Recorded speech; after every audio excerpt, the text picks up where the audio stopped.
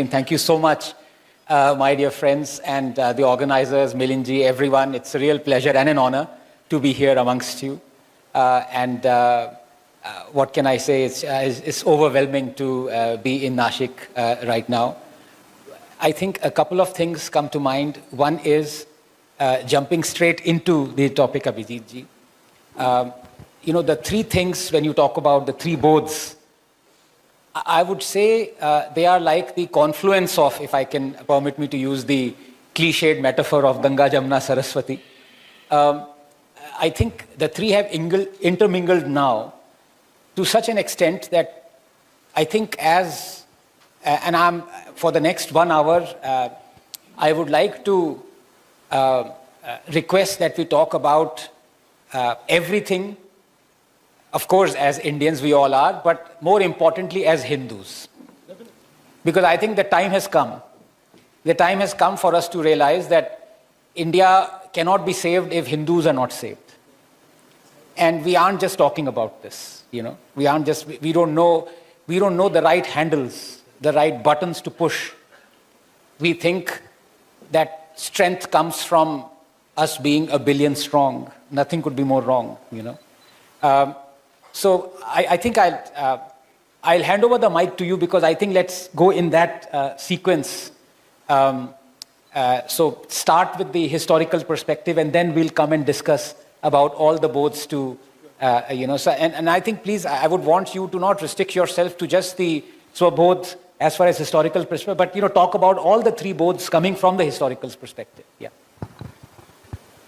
Actually, the problem in this subject is, we speak about Swabodh, Shatrubodh and Bharatbodh, but Shatrubodh today has become a part of Swabodh because the biggest enemies of our country are within ourselves. Like General Rawat used to say that India has to fight a 2.5 front war.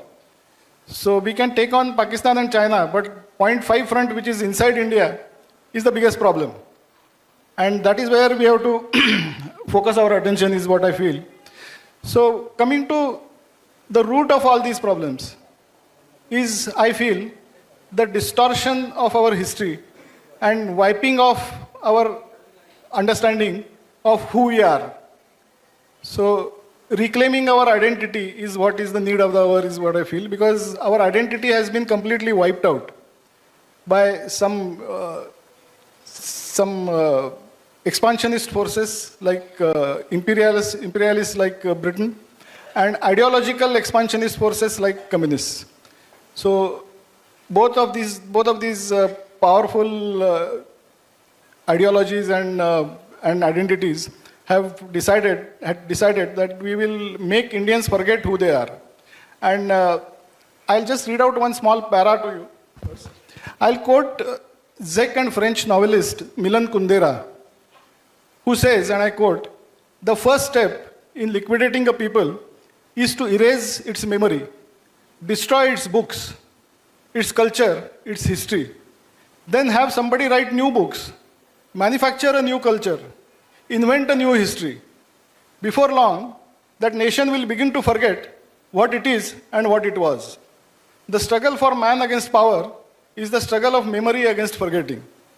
I think this sums up everything that is wrong with India.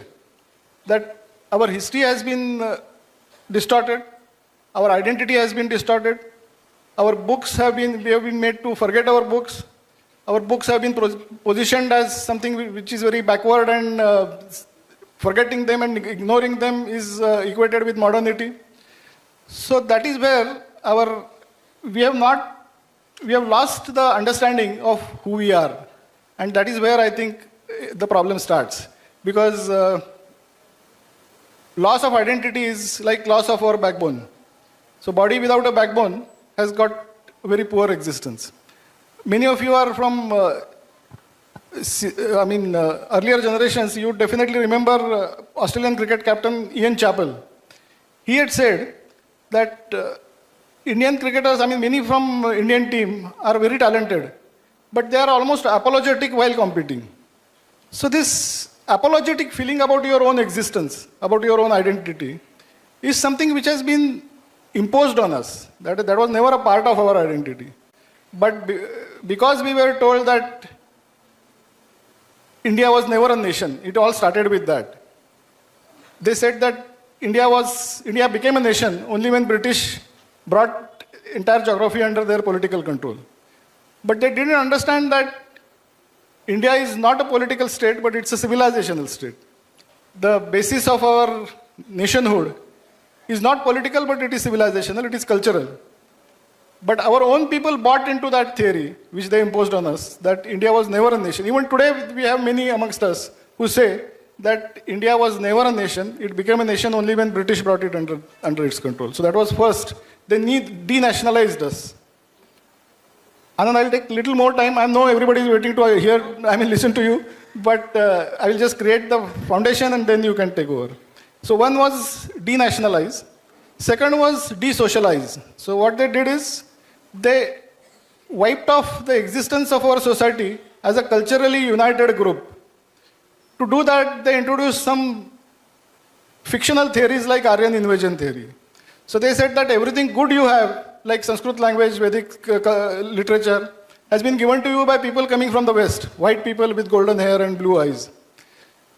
So suddenly, it was a big punch for our civilization, because we were told that you have nothing of your own.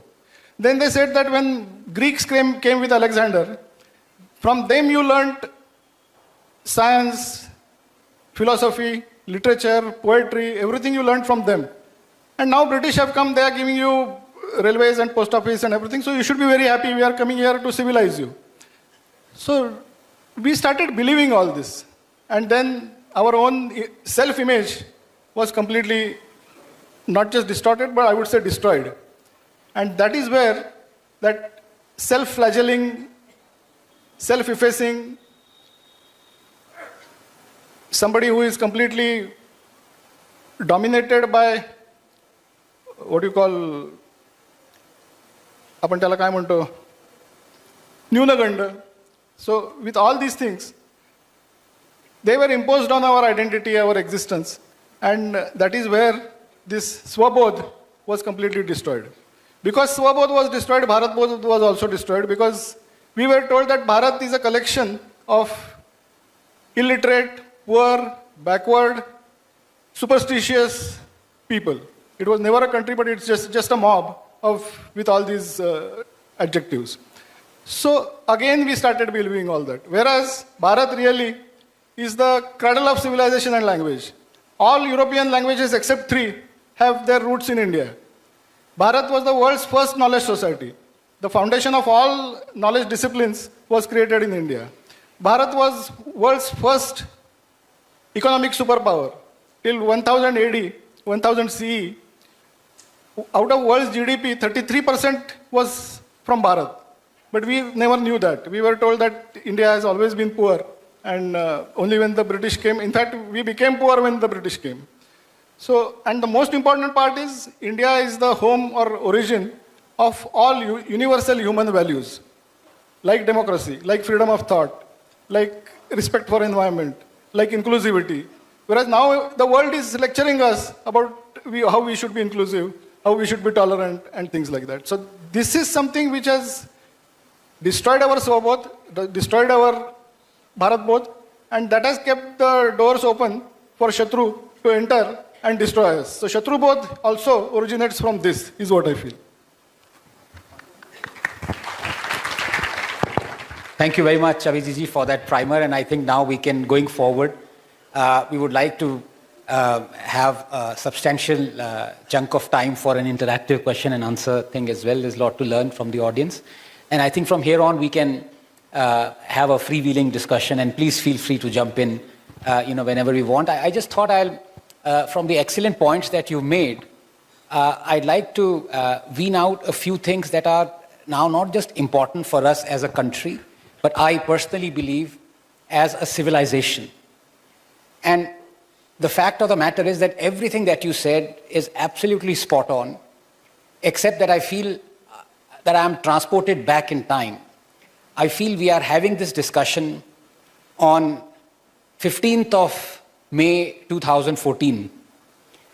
And on 16th, of course, is when Narendra Modi won the landslide election. I think it was 16th of May 2014. So we are having this discussion on 15th of May saying that, look, everything is so wrong.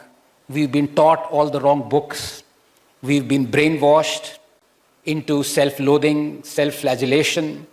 All our heroes have been transformed into tyrants, and all our tyrants have been transformed into heroes. The places that were destroyed by these invaders and tyrants have been named on them. Everything is so wrong. And then I feel, yes, you're absolutely right, but this discussion belonged on 15th of May 2014, when we would have ended that discussion saying we need to change things. We need a man who would come, not galloping on a horse, but a man who would be democratically elected, who would fight all this. And we would give that man time. And then Abhijit ji, you being kind, you say, well, how much time, Anand, would you need? 1 year, 2 years, 5 years? I'd say, yeah, okay, let's 10 years. And then you say, well, why not? I'll throw in one extra. Let's say 11 years. Would 11 years be okay for you to change things? I would say, yeah, of course. And everyone in the audience would clap and said, yes. From now on 15th May 2014, let us take a vow that 11 years from now, on 7th of December 2025, we would not be talking about all these tyrants and how we've been brainwashed and how we are self-flagellating. And the tragedy is, Abhijit ji, we are still talking about that. So who is to blame? And this is where I want, at the risk of annoying some people, but all of you are my family and friends, and many people ask me, can you just tone down your criticism? I say, no, I need to increase it, because expectations to family se hi hoti hain, so I need to tell the truth which is unvarnished. That is what I feel. I may be wrong, absolutely, and I accept that wholeheartedly. But the fact of the matter is that this very discussion, the time was 11 years ago. The fact that we are having this discussion right now means that we do not and we cannot and we must not blame the communists or the leftists or the urban naxals or the Congresses. No. We have to blame the people who need to be blamed for it. And the blame lies squarely on this government, on Mr. Narendra Modi, and on Dr. Mohan Bhagwat, and on the RSS. And they are my family. अभी लोगों को गुस्सा आ रहा होगा, लेकिन मैं थोड़ा और गुस्सा निकालना चाहता हूँ, क्योंकि this is a matter of the family. Let me give you 2 examples, blazing examples of how we have internalized victimhood to such an extent. The same victimhood that we rightfully thrust upon the others, the quote-unquote other side that is adept and professional at playing that victimhood, but we also are playing that victimhood. When the whole program started, the greatest song ever written, Vande Mataram, was being sung. And I see Vande Mataram as the greatest song, not just because it is the essence, the soul of this country, but the philosophy that it encompasses, it's basically equivalent to maybe 1,000 books. I see each word as a firefly settling on a paper, That is what Vande Mataram is.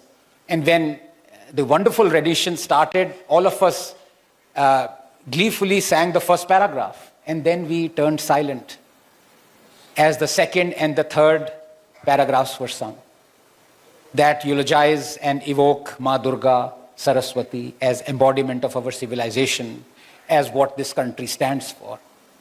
We were mumbling, I was mumbling, I don't know the words, nobody knows the words. The first paragraph everyone was singing. Why? Is because we've been pummeled into accepting that let this country accept a truncated national song, because Jinnah wanted that. It's funny, we are going to, or we've celebrated 150 years of the song. And the Prime Minister came on the 150th anniversary with great fanfare, rightfully so, evoked the Vande Mataram and talked about the fact that in 1937, when the Muslim League and Jinnah objected to this song being made the national song because it has those paragraphs that offend the people who do not want anything else or a country as an embodiment of what it actually is, our civilization. And then Nehru, a week, 10 days later, said, all right, it's fine by me, let's truncate Vande Mataram. And for 70 years, we are singing a truncated national song. What can be more embarrassing and insulting than that? And Here we are, when the Prime Minister brought it out in the open, a lot of us did. What is the logical thing that you need to do? The logical thing is, if you think that truncation of that song was wrong, morally and ethically, you have the power to correct it. You have the power to restore those 2 paragraphs. Have those 2 paragraphs been restored? No, they haven't. And this cycle will be repeated on the 151st anniversary, 152nd anniversary. We would come, leaders would come, and they would berate Nehru and the Congress, rightfully so. But they would never correct their mistake.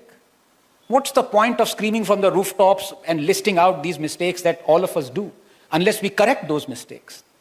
And I'll tell you what the tragedy is.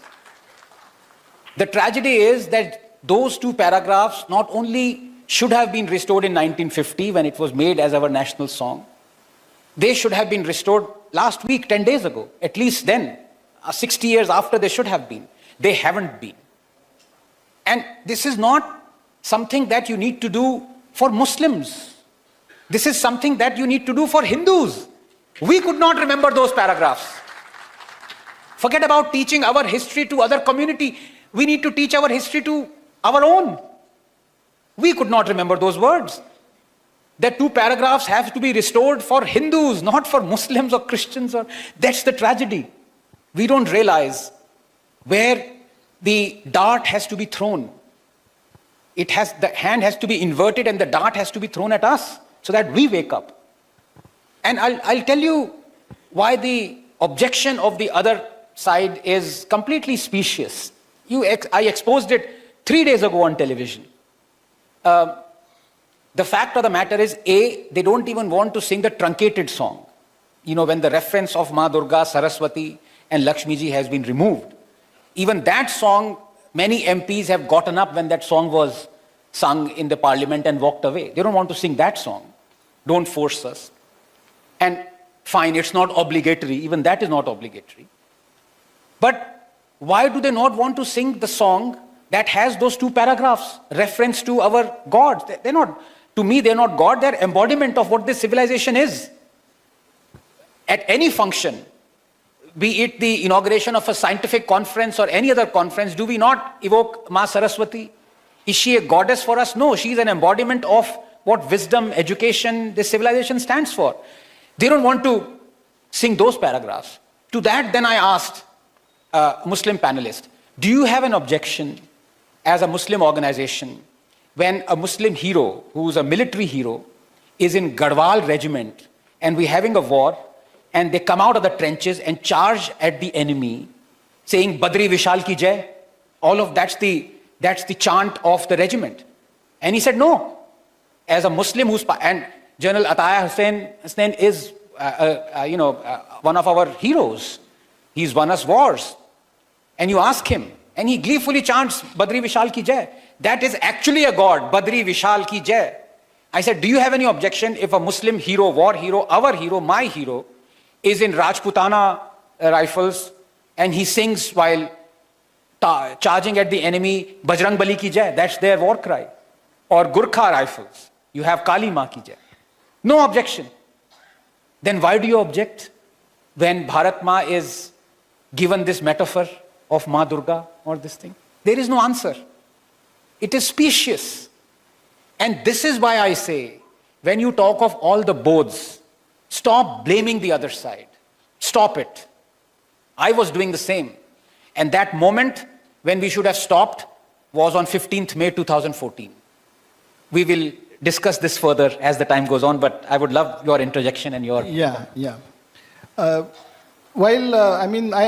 totally agree with you that compared to Prime Minister Modi's performance in infrastructure, in welfare, in national security, in international relations, his performance on the civilizational issues leaves a lot to be desired. That is something definitely we can all agree.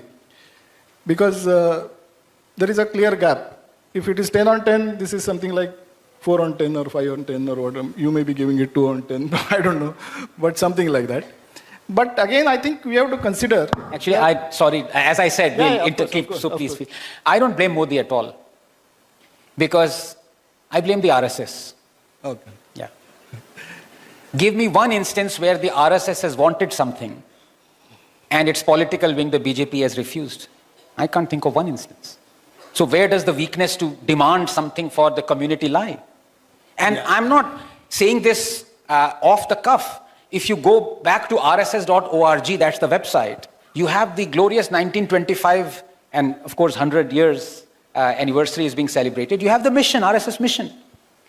And nobody could have encapsulated what the mission of an organization should be.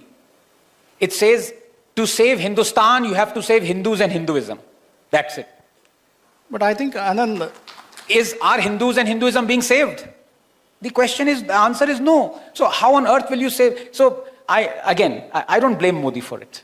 Yeah, but I was just coming to some other point that, see, I spoke about the British and the leftists. And they have indoctrinated our country for last many years. And you are saying that don't speak about them, but why it is necessary to still to speak about them, I feel, is that the British started this indoctrination around 1830, when they introduced the Aryan invasion theory, and that is at the root of all the civilizational problems that we have. And since then, it's about 150 years now, maybe. Not 150, yeah, in fact, close to 200 years. So, we have been indoctrinated for so long. After 1947, that indoctrination still continued, unfortunately, because we had a government and a prime minister who was completely convinced of the left as well as the British way of thinking.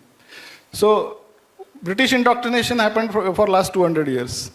Now, the Marxist indoctrination, which we today call as cultural Marxism, because they infiltrate our organizations and weaken it from inside, subvert it from inside. Like termites, that's why I called my book as Termites. They started this around 1920, 1930. So again, it's more than almost 100 years now. So the indoctrination which has happened for 200 years from one side and 100 years from the other side, to expect that it should be completely cleared in 11 years is something I feel, now it's getting heated up. Now it's getting heated up. Let me just complete a couple of sentences. So, it is not possible, because what I feel is these are the decisions, they cannot be ordered from the top.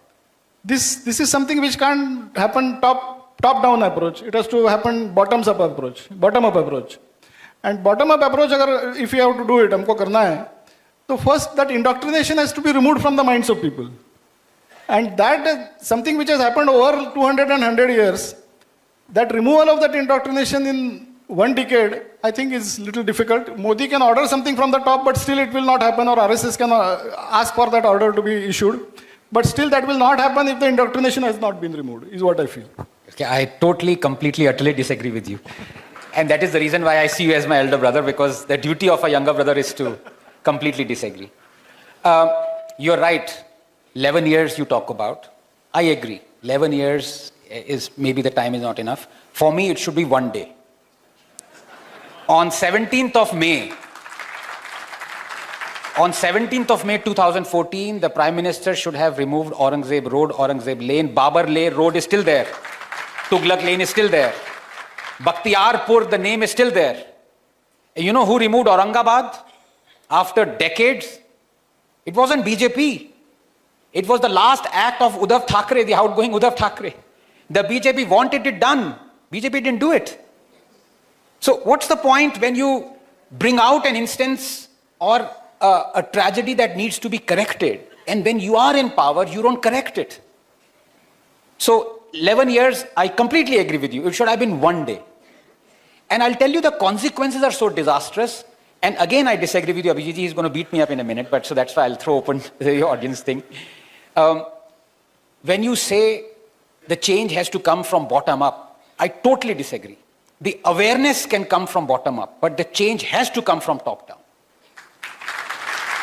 We cannot march down to Nalanda and Bakhtiarpur and change the name to Bakhtiarpur. No. It is the Prime Minister who needs to do that. It is the President who needs to do that. We cannot stop eulogizing St. Xavier's, who wanted destruction of Hindu idols and Hinduism. We cannot, stop the donation of chadar every year at Ajmer in honor of the person who wanted to destroy Hindu temples, who fought alongside Ghori to subjugate Chauhan. Prime Minister needs to do that. Is the Prime Minister doing it? No, the Prime Minister is donating chadars, the Prime Minister is eulogizing St. Xavier's. You're doing the opposite things. So step one is at least stop doing that. Then come at removal. That's point number one. Point number two, I'll tell you the psychological damage this does. Because the other side is absolute, and by other side I mean, it's not other side meaning I've identified them. Anybody who disagrees with what the right thing needs to be done, anybody who doesn't want to fight discrimination is for me the other side. There could be Hindus, there could be anybody. It's not that I've identified them. They would be identified by their demeanor, by their actions or lack thereof. The recent controversy, the Thiruparam hill, where the Deepathun, the Hindus, all they want to do is to light a lamp at a hill that has a temple that predates Islam by 600 years. That's all they want to do. You call this fascist Hindu Rashtra? What kind of Hindu Rashtra is this, where the Hindus have to approach the court and say, my lord, we want to light a simple lamp. The court says yes, not once but twice. And then the ruling dispensation, the government doesn't allow it. The second time doesn't allow, it is after the hearing of the contempt of court proceedings. The third time now it's gone to the Supreme Court. Have you heard Prime Minister Modi saying anything about this? Have you heard the upper echelons of the government say anything about this? Have you heard Dr. Mohan Bhagwat saying anything about this? The army should have been called in to accompany the person who wanted to light that lamp. That's the message that needs to be given. This is not a question of usurping somebody else's rights. This is not a question of flexing your muscle. It's a question of doing the right thing. It's a question of abiding by the court order. If you don't do that, then I'm afraid let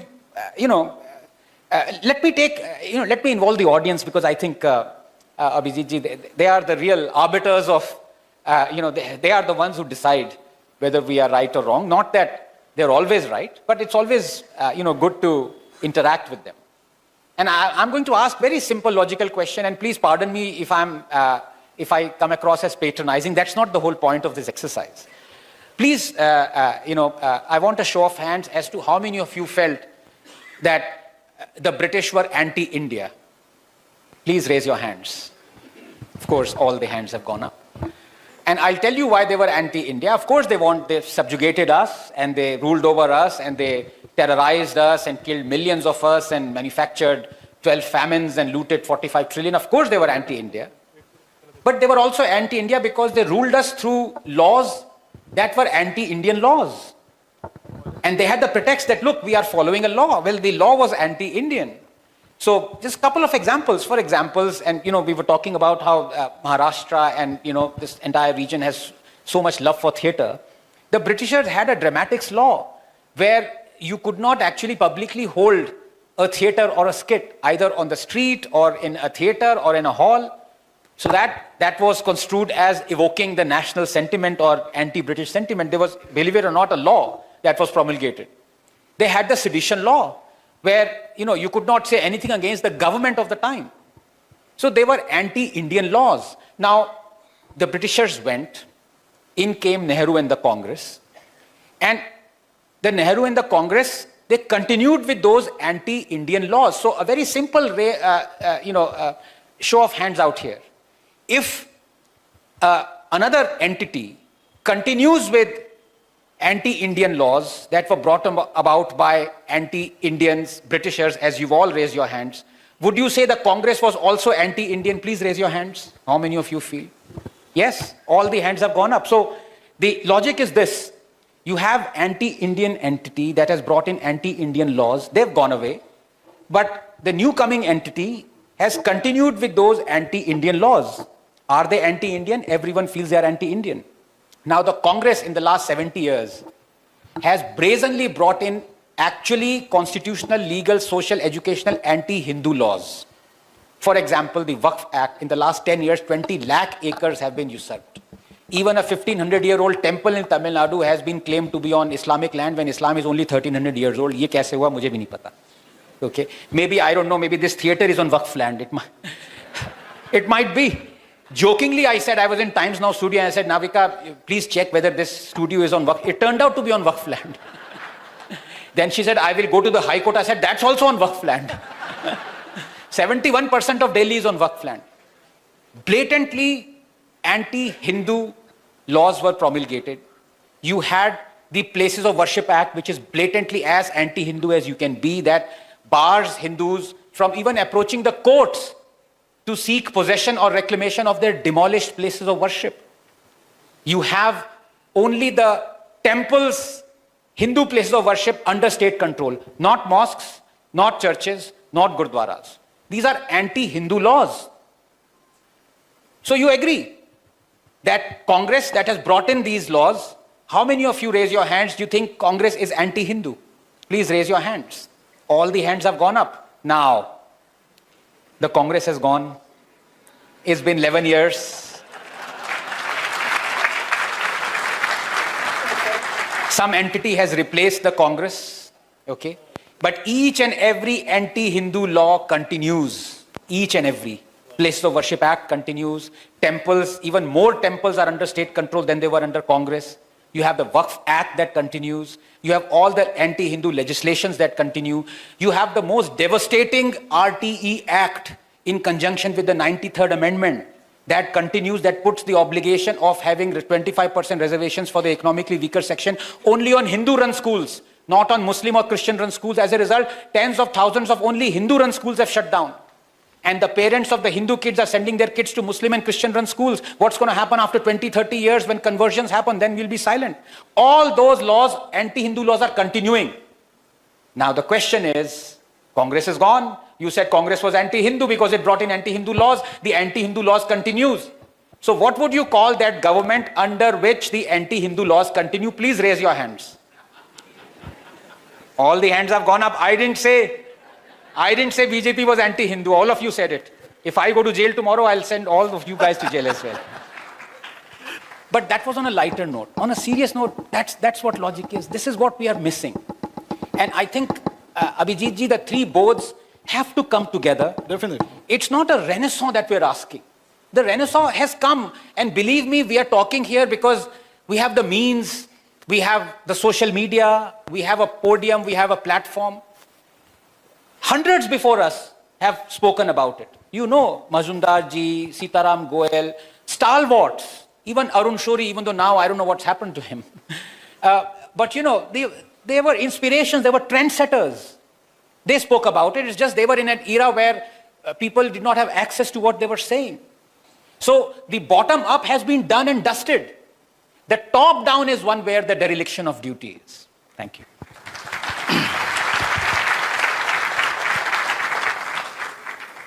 Actually, I couldn't agree more with most of the things that you have said, that Waqf Act must be cancelled, Bakhtiarpur must be forthwith changed. I mean, I have written about it in Asatyameva Jayate with all the passion. So there is no doubt that these things must be done. But I think changes can be brought only when they can be implemented. There is a situation in the country in which those changes can be implemented without creating a great disturbance, is what I feel. And there are many changes which have been brought already, like Ram Mandir has happened, Article 370 has been removed, and many such decisions that we were very fervently hoping that those decisions will be taken, those decisions have been taken, implemented.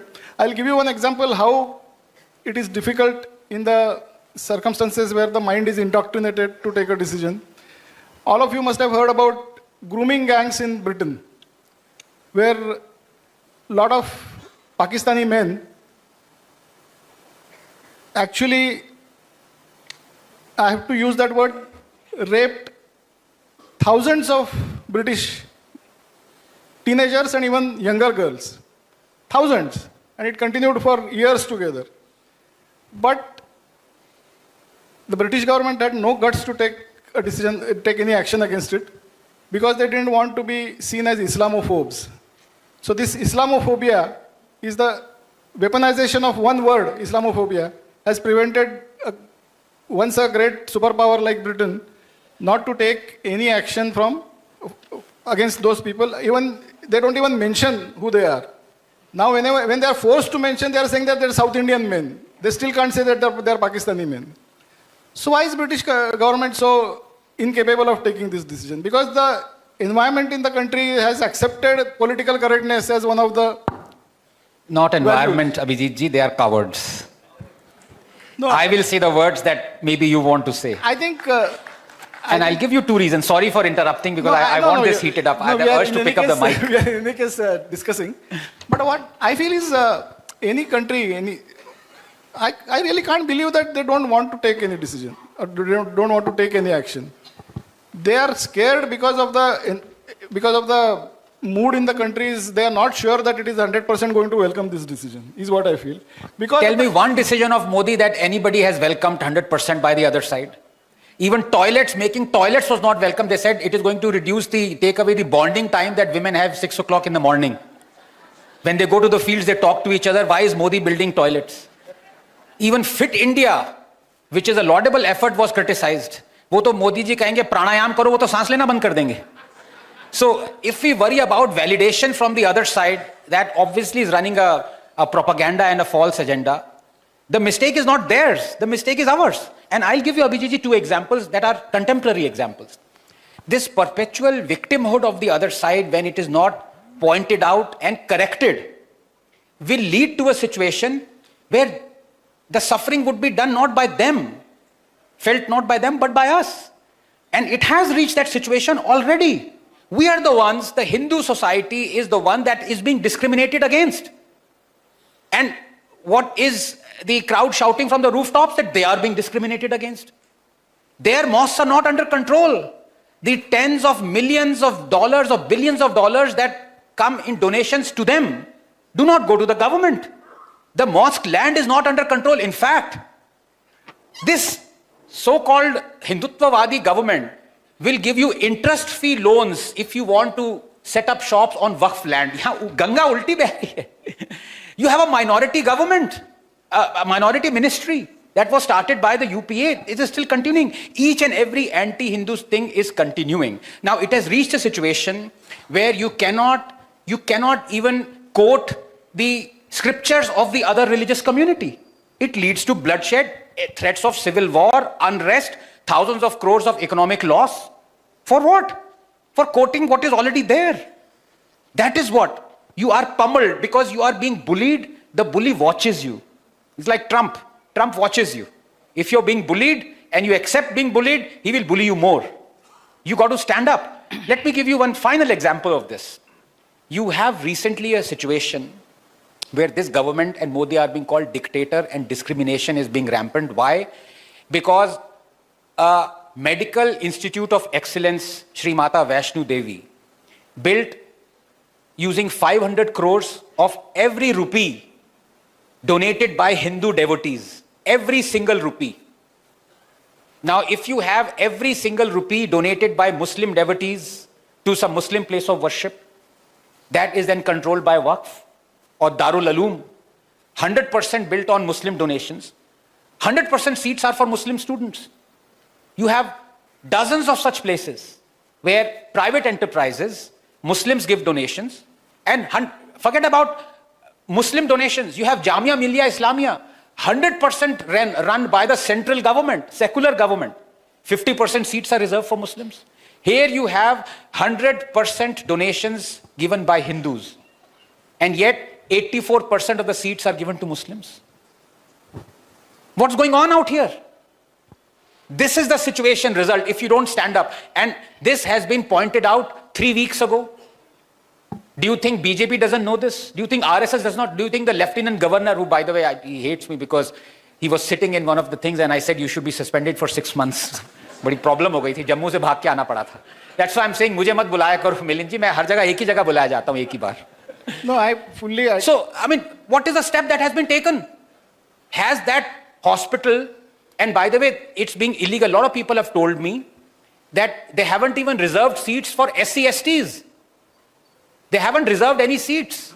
Forget about 50% seats for Hindus. वो तो क्या ही नहीं, यहाँ तो मतलब, and I was corrected by a doctor saying, I'm sorry, you're wrong. It's not 84%. It is 94%. Has any action been taken? Do we want another 11 years for action to be taken?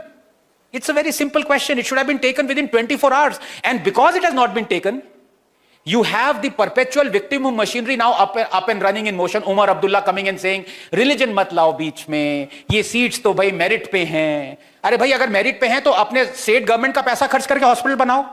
वो भी बना रहे हैं, वहां पे seats reserved हैं, लेकिन यहां पे you don't have any this thing. This is the problem. But what I'm trying to tell you is I completely agree that all these steps have to be taken. There is no doubt about it. All of us want that these steps have to be taken. But look at any democratic country in the world and tell me one democratic country which is able to withstand the pressure of the leftist jihadist alliance. I mean, all European countries, don't they understand that they're committing a suicide by allowing open borders and free immigration? But they can't resist it because of this environment which is created in the world, with the ideological pressure which is created in the world, only on democratic countries, not on other countries. And India is especially more inflammable. So I think the decisions, I'm sure Mr. Modi also wants all these things to be done. There is no doubt about it. But Vijay, I'll tell you, I agree we are inflammable, but we are inflammable only because we are not acting.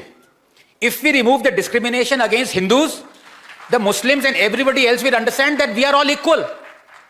They have stopped considering themselves as equal. They are considering themselves as more than equal. They are demanding more rights. And the moment you do that, you create an unequal society. You want to create an unequal society? Then let me say this. You don't want to remove state control over temples? Don't do it. Then put mosques also under state control. Usko secularism कहना है. वो करेंगे क्या? तब होंगे दंगे. The point of debate is... I won't interrupt now. I'm so sorry. No, it's okay. Perfectly fine. The point of debate is not whether whatever you are saying are the things that you are saying should be done or not. Everybody wants them to be done. All of us want them to be done. But whether we can blame the government for not doing it is the only question that we are debating. Because when you are arguing and convincing about the subject, we are already convinced. So we don't need any convincing. Because everybody knows that these things are wrong and they should be corrected. But whether all of them can be corrected at one time or not is something which I would rather leave it to the judgment of our government rather than pressurizing them. Because I feel if we lose this government, then the option is going to be disaster. So I would rather support the government than create issues which are going to put pressure on them. At the same time, there is no disagreement about the correctness of your argument. I mean, it's 100% correct. And all of us are equally passionate and equally hurt that these things are not happening. There is no doubt about it. But at the same time, what is the best way out? Is the best way out to all the time rant against our government or have some faith and stand behind the government is the only subject which I am discussing. Okay, that is one point of view, of course. What can I say? Look, I think I am a man of black and white, you know. So I think if somebody is convinced as to you need to remove injustice, you want to do the right thing. As I said, you don't need 11 years, you need 11 minutes. Otherwise, you're not convinced. You say, convince me more and more and more and more. You see how it happens in your family. I mean, this country is my family. And the damage that is being caused as every moment passes is incalculable. The damage that is being caused is that the Muslims have their mosques and their churches and the money that they make out of it, thousands, tens of thousands of crores, the land that they own, the rent that they can set by themselves. Hindus can't do that. And all those tens of thousands of crores are being used by them to set up tens of thousands of schools and hospitals. And India is a poor country. And you can coerce anybody to come and change religion. You say, I'll send your kids to school. Oh, you are sick, your family is sick, I'll give you a hospital. Hindu temples can't do that because their money has been taken by the government. So it's all very well for you not to specify a time frame that all of us know this is wrong. But how much time do you need? Do you think that much time is enough when there is no Hindu left and everyone's converted because logically you want to send your child to school, you want your wife or your husband not to die. So you would take the services of the person who's offering. Who wouldn't?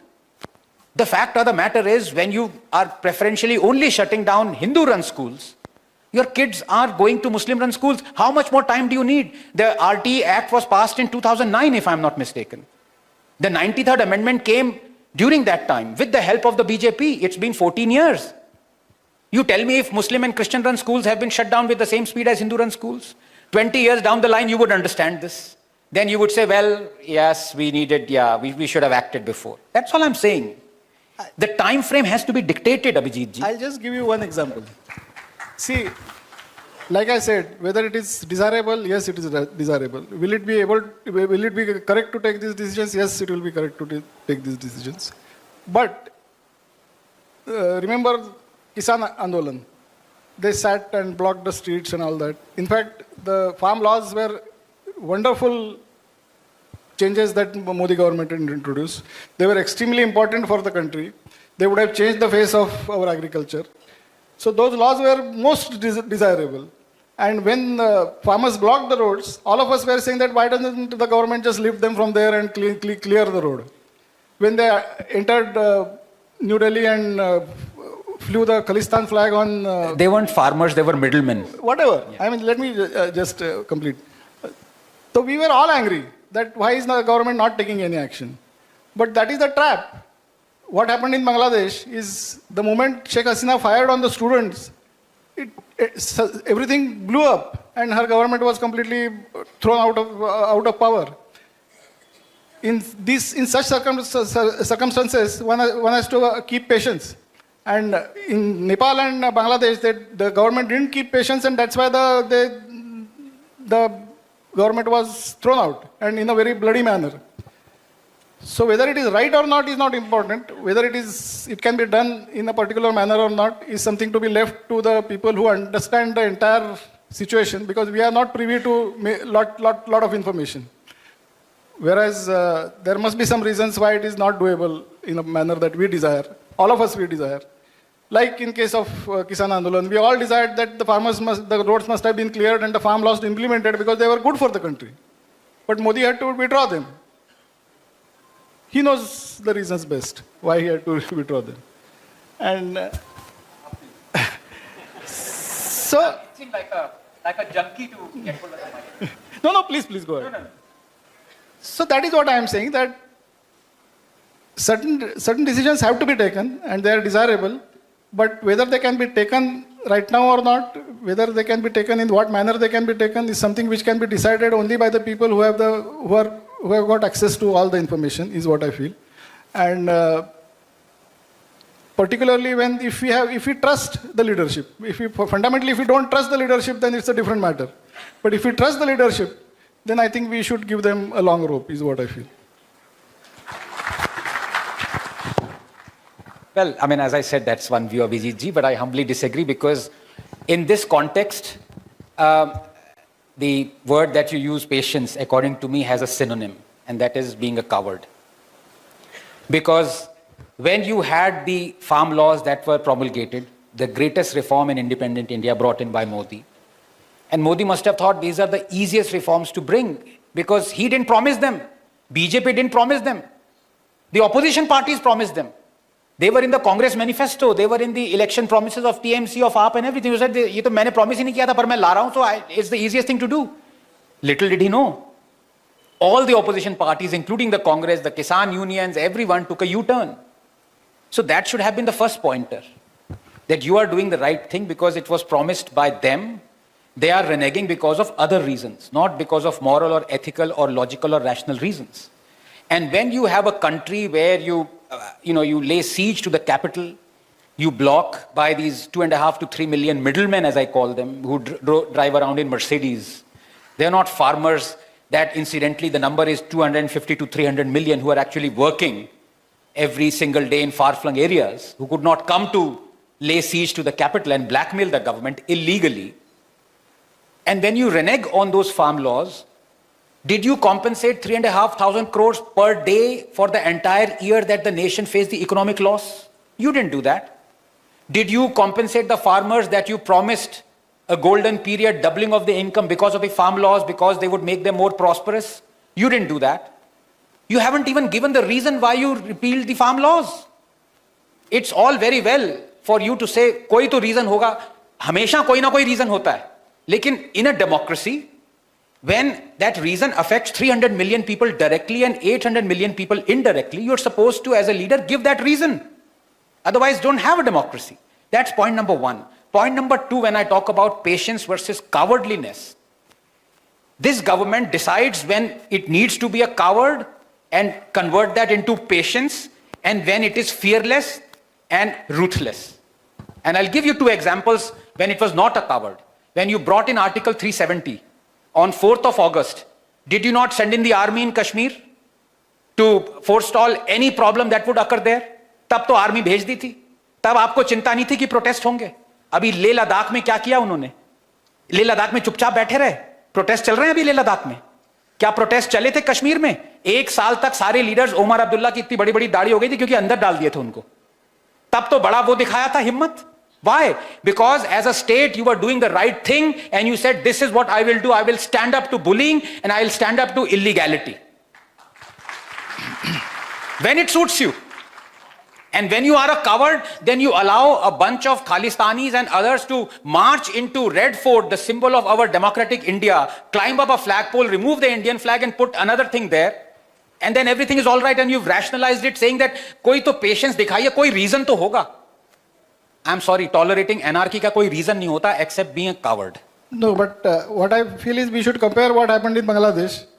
She didn't show what happened in Nepal, what happened in Bangladesh. They didn't show patience and their government is out. Whereas in Bharat, we showed patience and our government is still there, is one point. And another point is if they have the guts to take such a strong action in Kashmir, but at some other place they don't take that action, there must be some reason, obviously. I mean, because... That's why I can't be in politics. He's the next home minister. I can't be minister even at my home. Because, isn't it? I mean, if they are so strong and then they can take a seemingly impossible decision of repealing Article 370, and they don't do the same thing in some other place, I'm sure if government can't be strong and weak at the same time. So there must be some reason for which they are not taking that action. Is what I feel. Of course, 500% I agree with you that the points that you have mentioned are all desirable. They must be, those decisions must be taken. But I would rather wait, is what I'm saying. But now I think... exactly what my wife says every time. I agree with you 100%, but I can't allow you to. Anand, I think shall we throw it open that's what I was saying, that this debate will never end because fundamentally we all agree on what is required. We are only debating about the path to go there. So now we can open the floor for questions. Anand ji, नाशिकमध्ये तुमचे खूप खूप स्वागत. I am Advocate Rajeshwari Balajiwale, and I just want to take you back to the initial discussion. You said no, it should come from the top to bottom. And as a practicing lawyer, I always feel and have observed general obedience is a big thing, Anand ji. And if there is no general obedience, then things fail. Probably this is what Mr. Zog is trying to say. So if we are talking about take it from top to bottom, how do you look at it? Because you said you are a man of black and white, and my gray matter has this question for you. Thank you. Thank you very much. You know, when you're talking of general obedience, can I ask you rhetorically, why didn't Modi worry about the general obedience of the Muslims, 10 million Muslims of Kashmir, when he removed Article 370? No, absolutely not. The Muslims of Kashmir were very happy being othered, enjoying the rights, enjoying protection over and above what the rest of 1.2 billion Indians were. Our laws were not, most of them were not applicable to their laws. They were enjoying that luxurious ability, which was blatantly wrong. The majority there did not want to have Article 370 removed. Why didn't Modi worry? And there are many instances. So, well, you have, for example, surgical strike, you have the Balakot bombing. You had, in the wake of 26/11, when our air chief wanted to bomb the Pakistani terror hideouts, the then late Dr. Manmohan Singh said no. He rationalized it. In fact, I'm not saying that like you've rationalized it. He rationalized it, said, I think I did the right thing. It would have provoked and led to a nuclear war. He said it. And that is what I mean. When you are bullied by someone whose only intention is to bully you, and you get bullied, that's the first of a sequence of bullying that you have to withstand. That nuclear doctrine stood, against us for decades.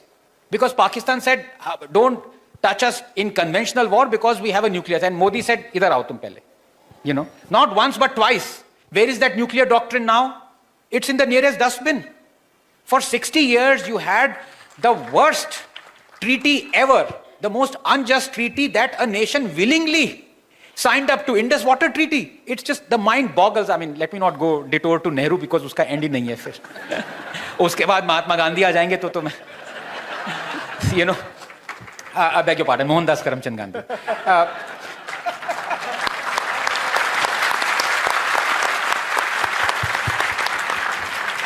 इतना तो गांधी जी को भी applause नहीं मिली होगी. But in 1960 he signed up to this. 80% of our water preferentially given to them, and for what? All the downstream rivers that China has, China never signed up any treaty. And for 3 wars, this policy of death by 1,000 cuts later, we never ever put that treaty in abeyance. Unbelievable. This is the button that we had. We never used it. Now, Modi used it. And Pakistan was always threatening. An act of abeyance of Indus Water Treaty is an act of war. Modi said, kar lo, aa jao tum. So when you need to stand up, you need to stand up. अब आपने देखो ये बहुत ही cunningly, like a politician Abhijit जी आपने कर लिया. देखो, he stands up when he wants to. That means when he doesn't stand up, he must have thought about this. अब मैं इसका क्या जवाब दूँ?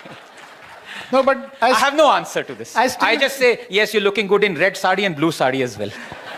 I still maintain that a government which has got the guts to go and destroy Jaish-e-Mohammed headquarters and Lashkar-e-Toiba headquarters deep inside Pakistan, which nobody could ever imagine, the government that has got guts to end the Indus Water Treaty, such big decisions they can take, so definitely they have got courage. So if they are not displaying the same courage in some other cases, I would believe that there must be something which we don't know and he knows, then that's why he's not doing it. Anand, hello. It's nice. I mean, I would like to underline again that you are a man of black and white, and welcome to the democratic pattern. We need people like you who have these guts. I won't last 24 hours, sir, honestly. And maybe the Hindu world also accepts people like you.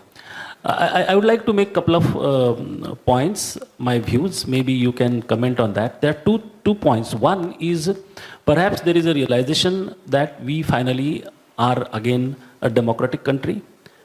What the strength that you are talking about, especially about the government, I am taking only the India after 15th of May 2024 in the test tube and not before. I don't want any comment from you on that because that's gone, So 35% only is the weightage that they have. Balance 65, out of balance 65, 50% people do not have objection to a road called Akbar Road. An university called whatever, Jamia, Mia or whatever. So they don't have objection about it. 50% of the population, and we see the people around us and we face them on the social media. This is point number one. So there is a realization, I mean, ending point number one, there is a realization we are a democratic country and we are just maybe 33 or 35%, okay? The second point is the economics, about the economics. I have never seen, especially in the MENA region, I mean, Qatar and Saudi and in all these regions, in 30 years of my business life, there was a reaction against India at any point of time. Two main incidences, 6th of December 1992 and even the abrogation of Article 370. I've never seen reaction in those countries. But there was a huge reaction after Nupur statement. I have personally seen anti-India slogans and in Saudi and Qatar, So the the economics behind it, cancelling that 84%, 94% quota of Muslims in that university or whatever, is realized at the center. So I think they are doing, but I completely agree with Mr. Zog that it may take some time. I'm done. Thank you. Your views. I think we've already discussed that, but I like to say this. Even, when you talk about that there are laws that, follow a particular pattern, that half the people are all right with it, that they continue that. I have come to this situation tired and defeated that even I am all right with it. But my problem is then you apply the law equally. If you am all right with it, if the state is controlling Hindu temples, chalo. But why is the state not controlling mosques and churches? If you have a discriminatory draconian law, ek to pehle wo, that's the first war. The second war is you are applying it only to Hindus. How can that be right? It's like two wrongs. The Hindu candle is burning at both ends. Now, I want the Waqf Act to be removed because nowhere in the world is a property dispute settled not at the courts of a democratic country but at a tribunal, which preferentially is dictated to by that community. It's unprecedented, it is draconian, it is unjust, it is illegal. We've been having it for 50, 60 years. Now, okay, you don't have the guts to remove it. You have tried to amend it where a lot of the draconian provisions, the clauses still remain. For example, the state would still have to fund tens of thousands of crores for the Waqf survey to happen. Kyo bhai? This is violating many strictures of our constitution in a so-called secular state, which we're not. But the state is giving money for a religious practice to happen. How is that legal? So that even with the amended Waqf Act continues, but my thing is now, okay, don't remove the Waqf Act, bhaiya thak gaye, haar gaye. But at least make an equivalent Sanatani Act. If the Hindu has to grovel before a tribunal because his land has been suddenly taken by a Muslim or a Muslim body, he can't approach the court, he has to go to the tribunal first. Let the Muslim also grovel before a Hindu Sanatani tribunal. If suddenly one fine day a mosque is claimed by a Sanatani land, of course all mosques are on Sanatani land. 24 घंटे पे line पे आ जाएंगे वो, कहेंगे भैया ऐसा करो वक्फ act remove कर दो. We much rather go to, why should there be an act? Yes, there could be a board. Yes, there are boards. Why should there be an act dictating that there should be a separate executive, legislator, judiciary? क्या चल रहा है इस देश में? So if people accept it, I mean, it is diabolical for them to accept it, but मैं वो भी थक के मान गया, चलो accept कर लो, लेकिन वो फिर सब जगह अप्लाई करो ना, वो नहीं करना आपको. That's all. We have so far had a wonderful debate, but time doesn't allow any debate. So sir, now we have 1 minute. Time for only 2 questions. Please keep your questions crisp and short, and please ask only 2 questions now. Okay, sir. I am Raja Todkar. Anand sir से question है मेरा. मैं आपकी काफी debate देखता हूँ. सारे मुझसे पूछ रहे हैं, जरा अभिजीत से भी पूछ लीजिए प्लीज. अभी कैसा है कि मेरे कोई डॉग आपकी अदालत हो गया है? नहीं, प्रॉब्लम ऐसा है कि जो ज्वलंत प्रश्न है ना वो सिर्फ आपके पास ही है. बाकी सब तो चलेगा, हो जाएगा, टाइम दे दो, ये तो हम सुनते आ रहे हैं सर, और इसी के कारण हम छोटे हो गए हैं. हमें बोलने की आदत नहीं है, हमें बोलने की आदत ही निकाल दी है गवर्नमेंट ने. हमें बोलना ही नहीं आता है, हम लोग चुपचाप ही बैठे रहते हैं. क्यों? I do not know. आपका डिबेट सुन के मैं हमेशा आपका डिबेट सुनता हूँ. वहाँ काफ़ी लोग रहते हैं, मुस्लिम स्कॉलर रहते हैं. हाँ, तब उनके वो जो बोलते हैं ना सर, तब मैं मेरे रूम में बैठ के खोलता हूँ. आप कैसे खोलते होंगे मुझे मालूम नहीं है, लेकिन मैं वहाँ मेरे जगह बहुत मजा आता है. नहीं साहब, आपको मजा आता है. मौलाना हूँ मैं, उनसे कहता हूँ तुमने एक बार कुरान पढ़ी, मैंने 4 बार पढ़ी, आ जाओ. ये जो आप बोल रहे हैं सर, ये जब हमारे सब कॉमन मैन में आएगा ना देश, तभी इस देश का भला होगा. Now one more question, last question please. Excuse me, sir. Here. My name is Ishan Gholab, and I want to ask you a question. That there exists an institution in our country. It is believed to be the epitome of righteousness, whose neutrality is believed to be next to the godliness. But whenever government tries to bring an act or any solution into the favor of the majority, it strikes it. Of course, I'm talking about our judiciary. So according to your previous logic, is our judiciary anti-Hindu, anti-India, or what should a common person do? Because I won't even allow you to finish the question. My answer is yes. Thank you, sir. Yeah, just By the same logic that anyone, any entity that is all right with continuance of anti-Hindu laws is anti-Hindu by my logic and by your logic as well. And I'm going to remind you every time you say that, look, I am against this thing, but you also stood with me. Just to rush to the time, I'm not going to ask a question. I'm just trying to help the answers and the questions you are asking. First thing is, two nationalists debating amongst each other. I don't think so. We should have discussions so that we debate with the other side. One. Two, when we speak about patience and cowardice, we need to understand that yes, the midway is not midway, there is only one way. And that's the right way, that is Uttishtam Bhavati Bharata. And top to bottom or bottom up, we all need to understand, and we also are very well aware that there is something in between which is very sticky, which has been appointed about 30 or 40 years ago, which is completing its career. We need to melt this sticky layer and replace it with the chutney that we require. And that's the santri is what we call. Two nationalist persons have not debated on what needs to be done, because we all agree. We were only debating on how it is to be done. So that is number one. I consider myself as a very, very democratic person. I don't impose my views on anybody. But at our home, there is only time when I ask everyone to shut up is when Anand is speaking on the television. So there is no disagreement at all. It's only a question of, we had a lively discussion on how it needs to be done, that's all. But I'll just add to that, sir, that with profound respect, you couldn't be more wrong, because it is only us and endowment of our Hindu civilization that allows us within the family to agree and disagree. Thank you, sir. No other religion, no other civilization, no other philosophy will have people from the same fold agreeing and disagreeing so vehemently. This actually mirrors Darwinian evolution. There is competition, there is spirit of competition, and may the best idea not just win, go forward. That is what Adi Shankaracharya did, and that's the legacy that we are carrying forward. Thank you.